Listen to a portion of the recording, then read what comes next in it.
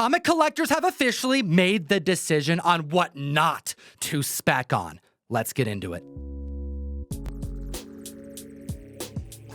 Back at the table to discuss the most trending comic books in the marketplace, broadcasting through the powers of the internet from somewhere on Spaceship Earth. Like, subscribe, make sure you stick around to the top of the list for a 1-2 punch you are not expecting. But right now, number 10 on the list, Immortal X-Men number 15, the 1 in 25 Josh Swaby variant. Not only can you keep up with the rapidly moving marketplace by downloading the best comic app in existence that I use every single day called Key Collector Comics, available on both Androids and iPhones, and you can support the show by using code TOM101 to unlock a free 2-week subscription.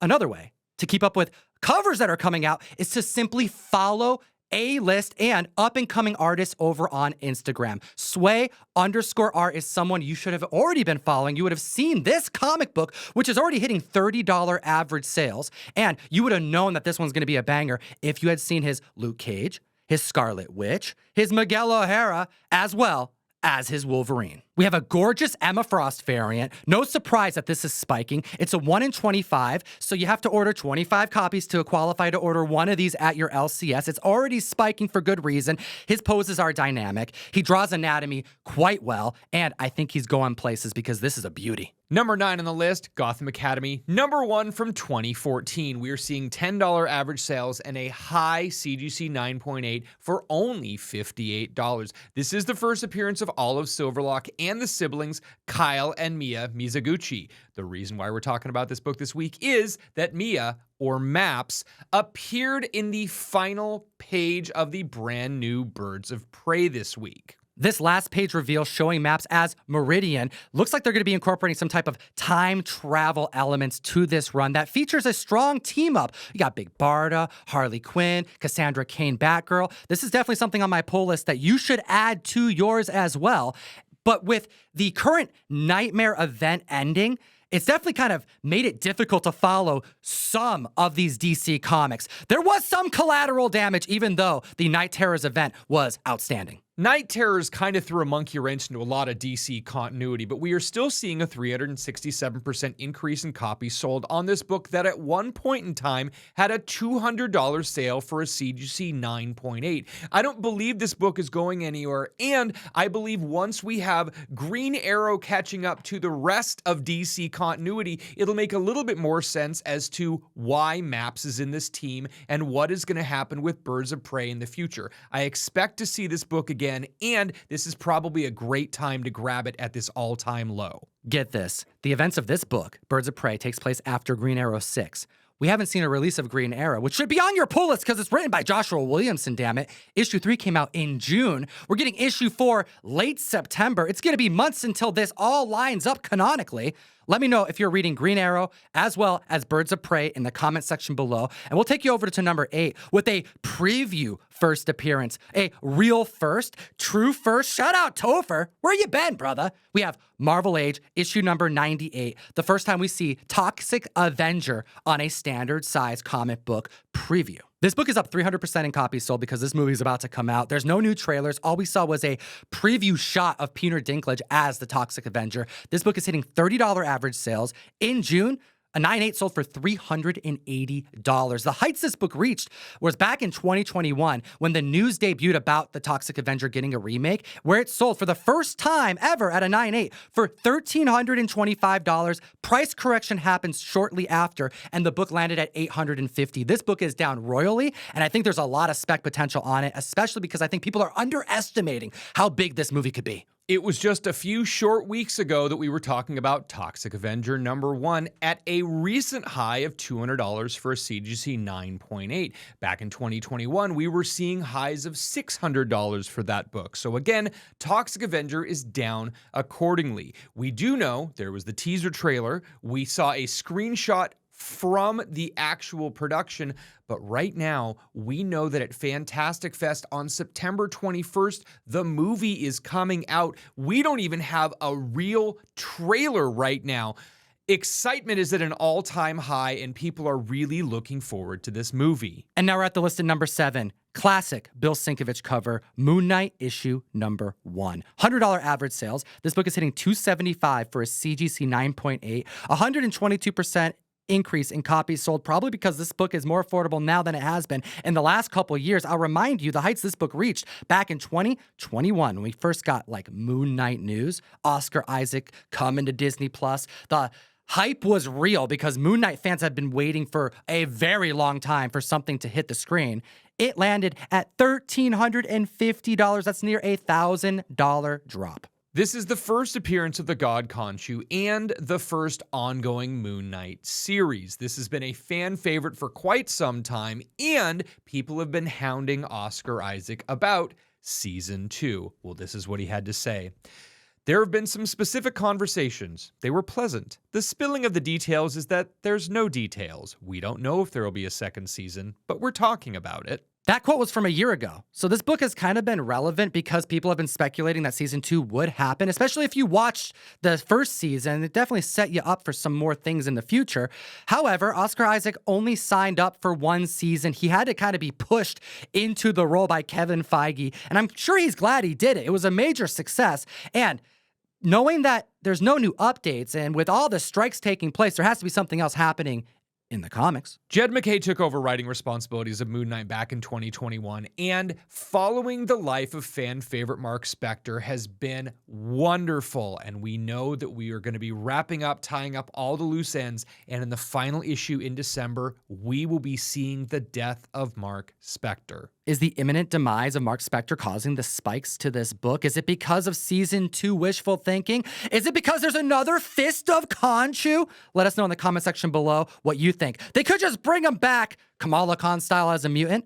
Let me know what you think in the comment section below while we chat about number 6 on the list, Star Wars The High Republic, number 5. We're seeing $8 average sales and $45 for a CGC 9.8 for the first full appearance of Vernestra Rwoh. Now, you guys can debate that all you want, but Marvel has made it official by actually putting a seal on the cover of their Halloween Comic Fest version of this book. You guys can debate on your own, but Marvel, they've given it their thumbs of approval. 400% increase in copies sold. This was a debatable true first for quite some time. A lot of members bought this book, but also picked up earlier cameo appearances of the character. And it's always kind of tough. You know, how much does a character need to be in the comic to then warrant the first full appearance? And this comic definitely focuses in on the character.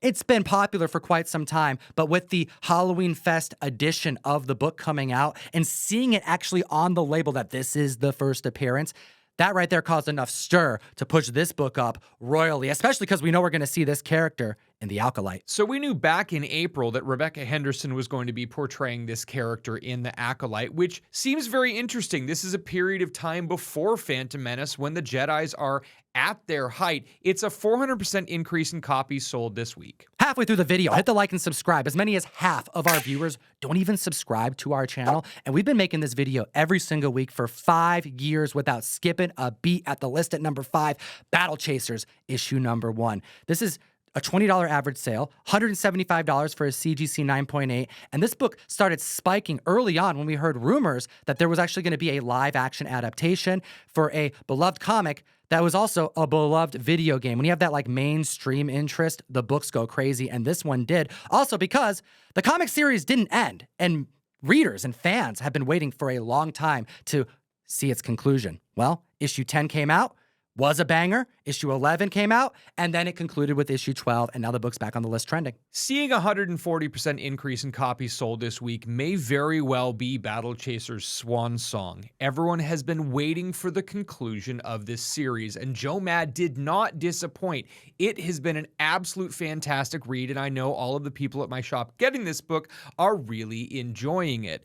But are we going to see more Battle Chasers? Is he going to go beyond the original 12 issues? There aren't any more solicited. We might see other offshoots, but for right now, this might be the end of Battle Chasers in comic books. Let me know what you think in the comment section below, because although the future is uncertain post the conclusion of issue number 12, we do know that back in 2021, Derek Kolstad, the creator of John Wick, was tied to bring this video game turned comic book into a live screen TV adaptation. I think there's still potential long term. Number 4 on the list, another book seeing all-time lows, Savage She-Hulk number 1. $120 average sales and $384 for a CGC 9.8.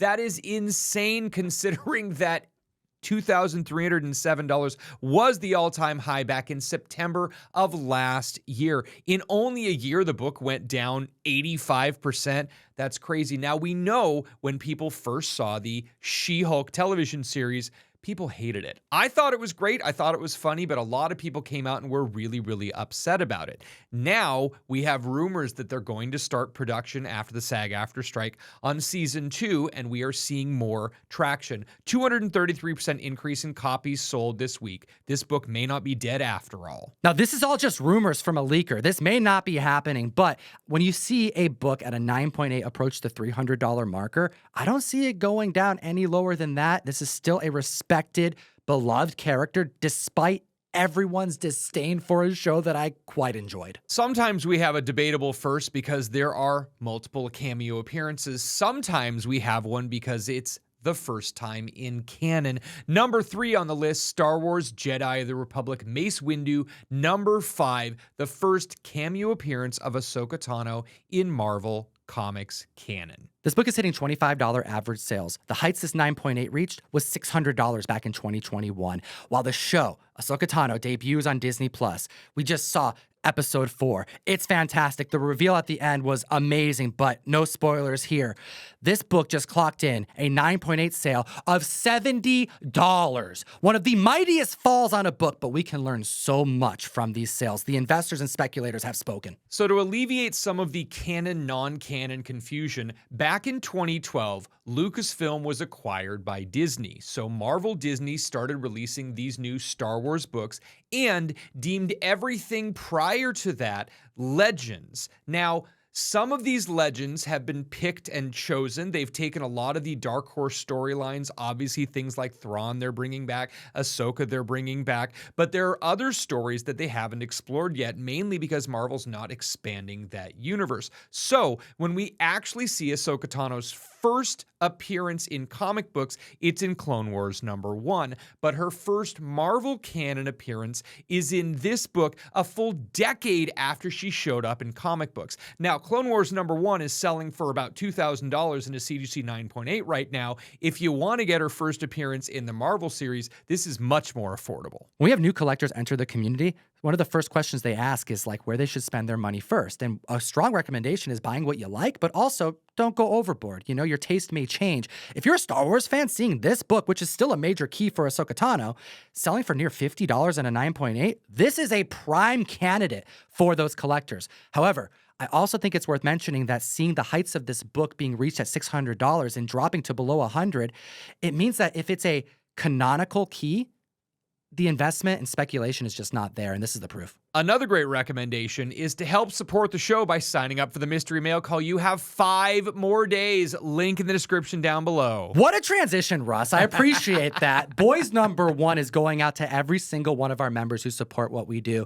$34.99 plus shipping gets you a box of 4 to 5 comics every single month from us with love and care, because we package that box very tightly, very securely. And 1 per box, we got a Boys #1 first appearance virgin variant done by Johnny Desjardins, featuring Homelander on the cover, going out to every single member. ComicTom101.com to join the community. Link in the description to get comic books from us. You know what? I foreshadowed it. I don't even know if these books are worth specking on, but is it a haymaker? Is it a jab? We've got our 1-2 punch right at the top of the list. Number 2 on the list, we have Deadpool Spec, Prelude to Deadpool Core issue #1. This book is hitting $5 average sales, 9.8's hitting $100 because there are only 39 slabs even on the census. This is indeed the first team appearance of the Deadpool Core, featuring Deadpool and Lady Deadpool. What's going on? So during San Diego Comic-Con almost 2 months ago, Tom and Ryan talked about the first appearance of Lady Deadpool. And with Taylor Swift rumors, we had been talking a little bit more about that character. Well, last time we were talking about Prelude to Deadpool Core, the series, there was number 3 on the list because people were talking about Dogpool. Well, there's the potential of more multiversal stuff happening in the Deadpool 3 movie, and it would just make sense if there were multiple appearances of Deadpool's team, the Deadpool Corps. An increase of 233% because of number 1 on the list. Stay tuned. But I don't feel like this book is really worth speculating on, because if we look at the last book on the list, which is a major key moment for Ahsoka Tano because it's her first time in a canonical sense appearing in Marvel Comics, seeing a team appearance for the first time on the screen doesn't typically bode well for the collectible investment long term. This isn't a book to get at a 9.8. This is a book to hunt for $1, $5 in high grade, so you can possibly get it graded yourself. I agree, Tom. This is one of those books that is spiking because of there's something that could potentially be happening, but it's not actually happening in this book. So people are just grasping at straws. I mean, a $5 average sale is just a little bit lower than number 1 on the list, which we are seeing an $8 average sale. Both of them are completely and totally affordable and from the same series. Which brings us to the number 1 trending comic in the world. Slap the subscribe button, hit the like button. We need your support. And at the list of number 1, Prelude to Deadpool Corps issue number 2, the first appearance of Kidpool. The multiverse Spec is going wild. Taylor Swift's Spec has already transitioned from Deadpool Merc with a Mouth, the first appearance of Lady Deadpool in issue number 7, to Dazzler. Are we going to see not only Dazzler, not only mutants, not only the reprisal of former Deadpool characters being featured already on the screen in Deadpool 1 and 2, but multiverse versions of Deadpool? That's so many things that I can't help but think that we may only be getting cameos at best in the film. I don't know if these are books to really spec on that hard unless you get them for dirt cheap. Ryan Reynolds has a history of liking to zig when everyone else is zagging, and that's one of the reasons why we are seeing so many Deadpool and Wolverine books over on the Hot 10 list with Tom and Gem Mint. Now, Twitter user Caleb Williams at Night Gambit shared a video of Ryan Reynolds goofing around with Walker Scobell, the co-star of the Adam Project. He's sitting in the backseat of a car. You get to see half of Ryan Reynolds' face, and basically, he's going through the entire intro monologue of Deadpool number 2. Does this mean Kidpool is going to happen? Kidpool is in the Marvel Universe. He is a student at Xavier's school. So again, this is where all the mutants are going and learning to control their mutant powers. It'd be a fun way to bring in another one of the co-stars that Ryan Reynolds has worked with before. This was a post on Twitter. The kid is actually doing a really good job running down the Deadpool 2 introduction, making me think that he learned that for some reason, you know? And it's also fun to see Ryan Reynolds engage with an account because this is a small Twitter account. So why else would he highlight something unless there's more to come from this? Well, this book is only selling for $8, as you've already alluded to, but we have no 9.8 sales to speak of because there are only 7 slabs that even exist on the census, which is why I don't recommend buying this book at a 9.8. We're going to see a flood of these books hit the CGC census in the next month. Deadpool's already been put on hiatus because of the strike. These books that get to eBay first are probably going to sell for an inflated amount because of the low census count right now, and it's probably going to plummet. So another book to add to your mental Rolodex while you're on the hunt, maybe at New York City Comic-Con, maybe when you're in London Comic-Con in November. I want to know your thoughts about Deadpool, and as always, geek responsibly. Enough said.